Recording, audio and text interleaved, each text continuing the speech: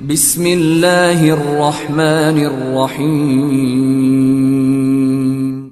In the name of Allah, the Beneficent, the Merciful. حضور صلی اللہ تعالیٰ علیہ وسلم نے جب مکھی سے پوچھا، شہد کی جو مکھی ہوتی ہے مدھو مکھی بولتے ہیں، تو حضور صلی اللہ تعالیٰ علیہ وسلم نے شہد کی مکھی سے کہا کہ تم لوگ شہد کیسے بناتے ہو؟ تو مکھی نے کہا یا رسول اللہ، ہم اپنے چھتے سے نکل کر چمن میں اور باغوں میں جاتے ہیں، وہاں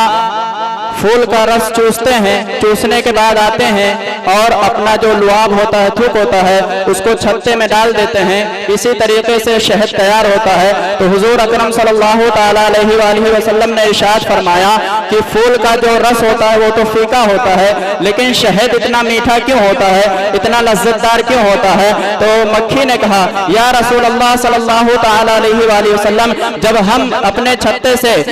چمن باغوں کی طرف نکلتے ہیں، جب پھول کا رس چوس لیتے ہیں یا رسول اللہ، جب رس چوسنے کے بعد وہاں سے ہم نکلتے ہیں یا رسول اللہ، واقعی پھول کے جو رس ہوتے ہیں وہ پھیکے ہوتے ہیں، لیکن جب ہم چوسنے کے بعد نکلتے ہیں تو چھتے کے درمیان جو فاصلہ بچتا ہے، پھولوں سے پھول کا رس چوس کے جب نکلتے ہیں ہم چھتے کی طرف، تو آپ پر درود و سلام بھیجتے ہوئے آتے ہیں یا رسول اللہ، یہ پھول کا کوئی کمال نہیں ہے، بس آپ پر درود شریف پڑھنے کی برکت سے جو شہد ہے وہ میٹھا ہو جاتا ہے، اور شہد سے نہ جانے کتنی بیماریوں کا علاج ہے، اور درود شریف پڑھنے سے بھی نہ جانے کتنی بیماریاں دور ہوتی ہے۔